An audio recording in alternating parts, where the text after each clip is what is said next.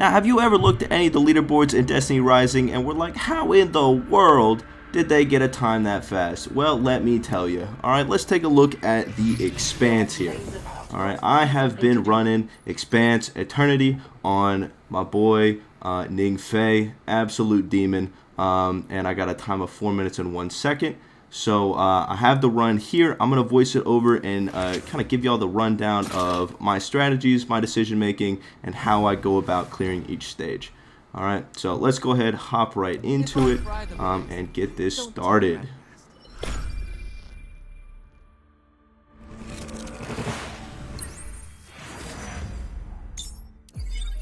I won't. Alright, so we load into this first room here. Alright, I'm going to be marking up over this. So we spawn right here. Alright, we're going to go forward, and there's going to be one little acolyte right here, one little acolyte right here, and a bunch in the middle. Alright, the goal is to go in, use our clone, shoot this guy so he dies, and then we're going to slam at about where this dot is, kind of halfway between these acolytes in the middle and this acolyte over here. Because the goal is this guy wanders up a little bit, all these guys wander over, and they all die. Alright, so we want to go in, shoot, slam on the acolytes, this guy too, and then just beam the knight. Alright, so let's see how that plays out.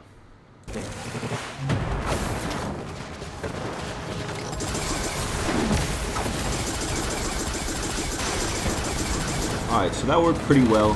Now, a key thing you're going to see me do, I'm just going to move around here, but we need to wait for all of our abilities to be off cooldown to move to the next stage. Alright, so we hop in, we're going to pick a perk here. I'm going to pick multiple flames, it's generally a good starter. Now here, we can just slam, that clone, beam down this knight here, and then dash back so we can get a vantage point on all of the remaining enemies. So that's a pretty simple stage, usually not too bad to do. And then again, wait for our cooldowns. Alright, after we get to the next stage, again, every 3 stages is kind of like a more difficult boss stage. So we're going to go into this one here. I'm going to pick Nimble. Nimble is honestly my favorite pick. I will always pick it every time I see it. Here, honestly, kind of a boring stage. Right, we gotta sit here, cap this point. Alright, 2 knights are gonna spawn. I'm gonna use my clones just to get some more damage on them. Since I have Nimble, I'll get those back super quick. We're gonna burst these down. Technically, you don't need to kill them, but I would strongly recommend doing so, just so you don't accidentally die. We're gonna keep clearing until we get to a 50% capture point. That's when a Shinka and 2 wizards spawn. Alright. Alright, back at it again with the markups here. So, the wizard right here that you can kind of barely see the shield of, and the Shinka directly behind it with his little crit spot you can see right here, kind of line up. This happens pretty much every single time. So, you'll want to focus the Shinka. Don't worry about the wizard as much. Alright, so we're going to break the Shinka shield, then we're going to slam onto the ogre. Alright, so that should pretty much kill the ogre. Continue focusing it, and then here, I'm actually going to waste a dash, but you want to save your clone here to, after you slam onto the ogre, then you want to dash backwards while focusing the remaining 2 wizards. Alright, after those 2 wizards die, again, there's one right here, and there's also one, as denoted by this, that spawns to my left. After both of those die, you need to get on to the point ASAP. You want to waste as little time as possible. Alright, because this stage is literally just sit on the point, and these people are preventing you from sitting on the point. So, let's see how this plays out.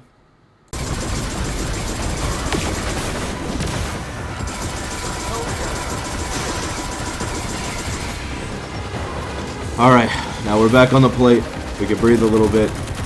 All you have to do now is live on the plate. Alright, now I'd strongly recommend still killing everything, but technically you don't have to. You can hide behind the pillar, but some of these enemies have splash damage, so it's safer to kill everything here. You'll get more ammo at the end of the stage, but we just clear this out, plate gets to 100%, and we can move on to the next stage. Since this is a 3rd stage, we don't have to wait for our cooldowns here. We can just immediately leave. I just do it out of habit, but we go through a transition area now. And then we'll get an upgrade to a perk I'm going to get an upgrade for Nimble. Again, I swear by Nimble. I think it's very good for Ning Fei.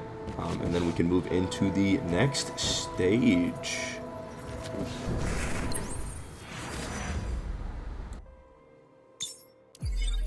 I'm here. You're welcome. Alright, we're back with the markup.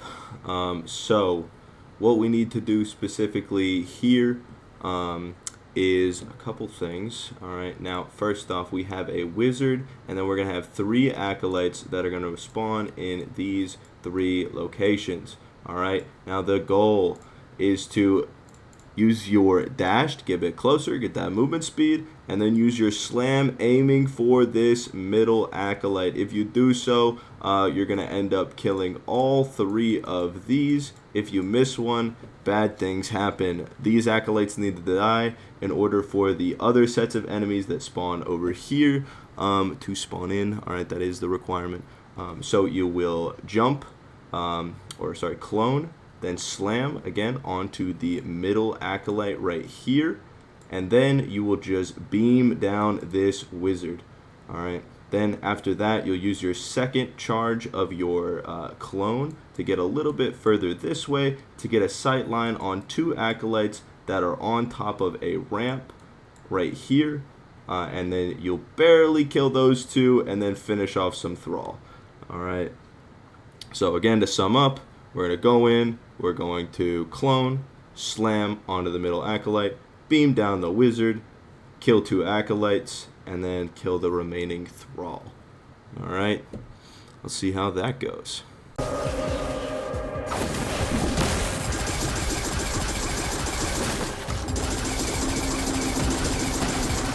Alright, so again, sometimes you won't be able to see both of those acolytes, and you'll have to loop all the way around to kill the second acolyte, which will just be unlucky. You'll lose some time.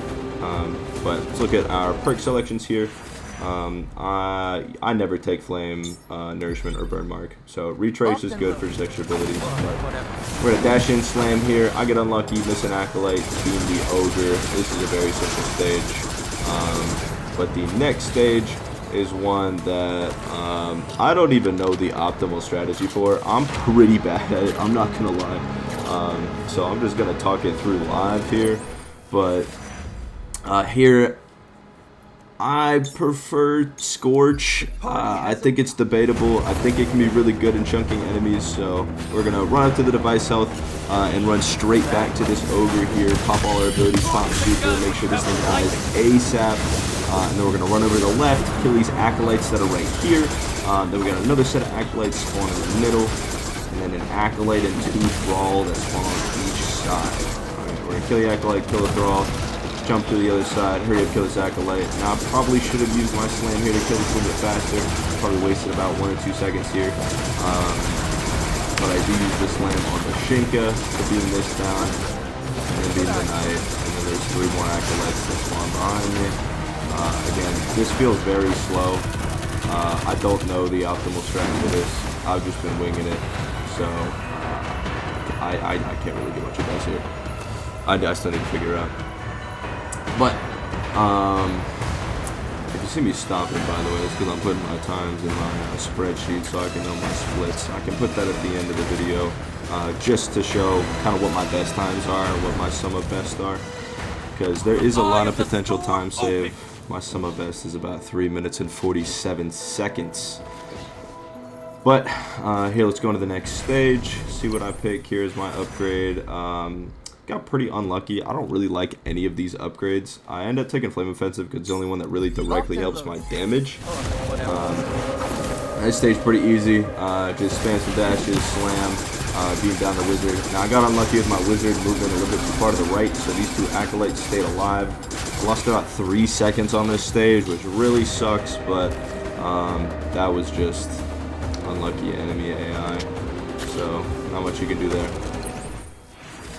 Here, take unscathed, Smart money's on more damage, never a bad thing. This stage is another pretty simple one. All we gotta do is hurry up, get to these knights, beam down the knight, everything around the knights die from our weapon mastery, as well as the flame. So just focus the knights, and you should be able to finish that stage pretty quick.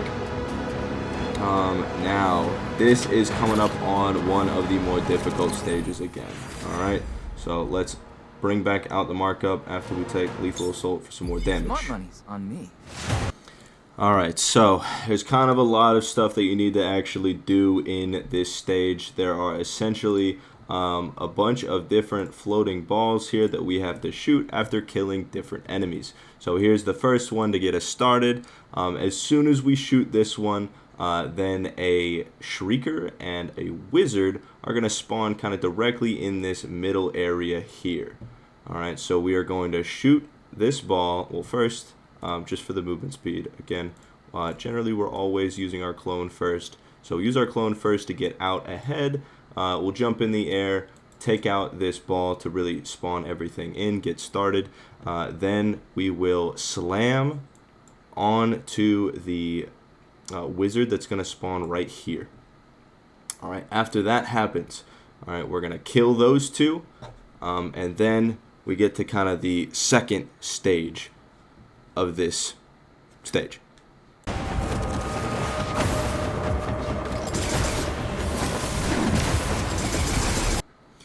Alright, now we're in part 2. Alright, there are essentially a left side and a right side to the second part. I definitely prefer going to the right first because we have kind of a big problem right here, being a Shinka, rapid fire Shinka. Now, don't get distracted by this Shinka. We actually totally ignore him. Alright, you do not need to kill this Shinka at all. You can completely avoid it. All you need to do is kill, again, the Wizard that's about to spawn right here, and then shoot the ball. Alright, so here I'm going to use my clone right here to build up my weapon mastery, and then I'll come up right about here and then kill this Wizard, and then after that Wizard is dead, we can shoot this or leave it and shoot it after you do the second part, because again, this is stage 2. We got to shoot 2 balls this time instead of just 1. So we kill Wizard, and then we need to immediately book it to the opposite side to do the same thing, kill a Wizard, then shoot both balls. Alright, so let me sum up one more time. We're going to go in, clone to get closer to the Wizard, beam the Wizard down, and then we're going to get all the way to the other side of the arena by using our remaining abilities, so another clone and a slam, and then make sure both Wizards are dead, shoot both balls, so we can then move on to the final area back here. Alright.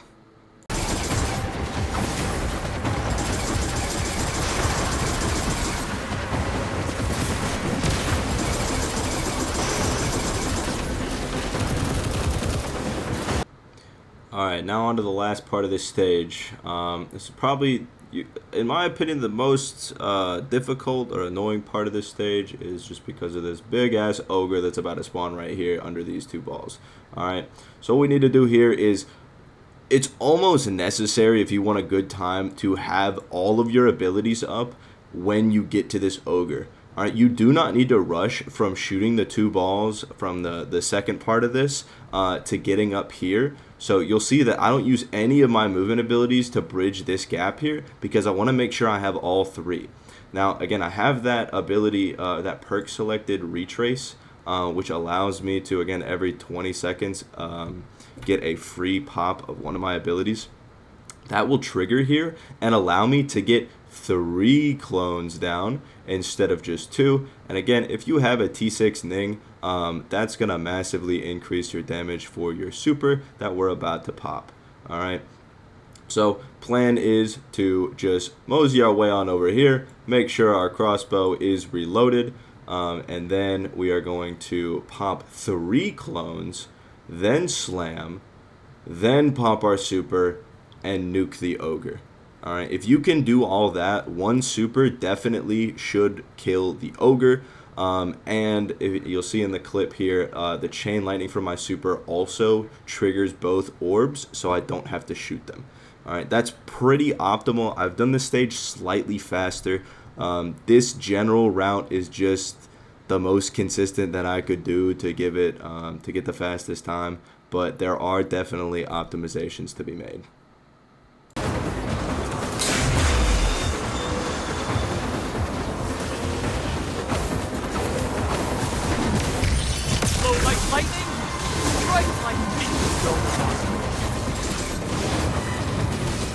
Alright, so now here we're taking a breather because, you know, palms are sweaty. We don't want to choke this run because I'm on decent pace here. Not my best, but good enough to beat what my record was at the time. So we're going to hop in, pick our final upgrade after this transition. I forget exactly what I pick, but something for just probably a little bit more damage. Again, quick check. Drinking some water, hydration break. Make sure y'all stay hydrated, stay safe out there. But moving into the final stage, let's look at what I pick. My perk selection again wasn't the best. Lethal assault, always not, always a good option, just for some more damage. Now, here, this is another example of me not knowing if the route that I take is 100% optimal, but it felt fast enough. So here I always am going to start off with a dodge into a slam onto the boss. We need that extra damage to really push down this segment because you need this gone as quick as possible. Now you can't fully see it in frame here, but there are these 4 pillars that once we hit that health threshold will spawn these turrets, those Cabal turrets on top of. Now, again, there's one over here, and there's also one off to the side over here. I position myself as soon as I, again, clone, slam onto boss, and then beam down the boss's health bar with my crossbow. Will then hop up onto this pillar right here behind the turret that spawns on top of the pillar. Now, this will allow me to pretty much line up this pillar and this pillar over here. So we got a direct line of sight between these two, and then I have to adjust my aim just slightly to kill this turret, and then I gotta flick over it and shoot this one. Now again, that just works for me. That's the fastest I could get to this initial area. So do with that information what you will. I think there is a slightly more optimal strategy if you can manage to get it to work. I only got it to work like one time, but where you use your dodge and position a clone like right here in between the 2 pillars so it burns both of these, and then you have a clone also sitting on the boss, so then once the boss gets to 10 burn stacks, it'll explode from the Scorch perk. I don't remember which of these 3 it is, but from the Scorch perk, it'll explode, and then it'll kill both of one side of the turrets. I know that's possible, so you only have to worry about 2, but I have not found a consistent setup for that, so this is the strategy that I use.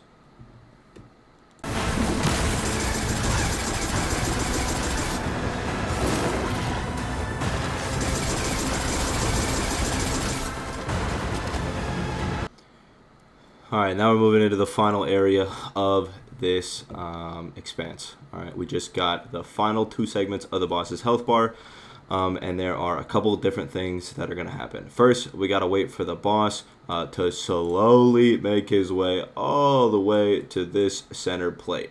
Alright, now after that, we're going to beat him there. Ning Fei's extra fast, so we'll beat him there, and we can set up our clones. However many we have, however many charges you have, I'll end up having 2. I'll put both my clones right on top of this plate, and then I'll slam him, and I'll try to time my slam to where I'm in the air and making contact with him the second his overshield drops. Alright, again, just a slight optimization there. And then we'll use our crossbow to beam down the rest of this segment of health. After that, he will spawn 3 turrets. Now, I hate this point because the turret on the plate here can spawn like here, it can spawn here, it can spawn here, it can spawn behind him. It can pretty much spawn anywhere on this circle. I got pretty unlucky and it ends up spawning in the back. It would really be best if it spawns in the front.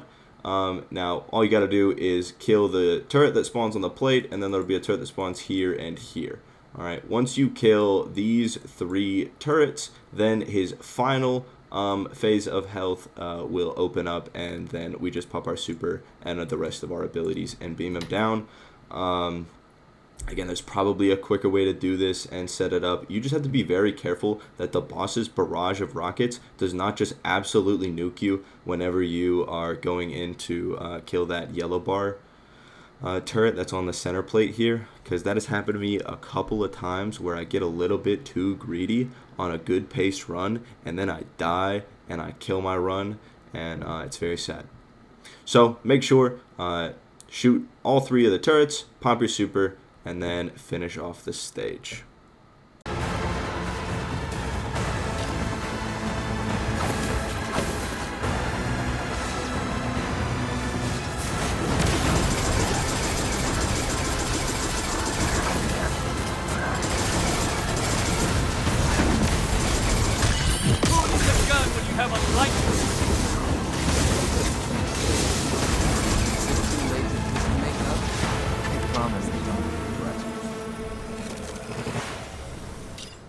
So, yep, that's the in-depth explanation as to how I got my about 4-minute clear time. Again, there's a lot of optimization that can be made. I have about, 14 seconds of potential time save based on my best times. I'm showing off my build here. Again, feel free to pause, look at anything I'm running.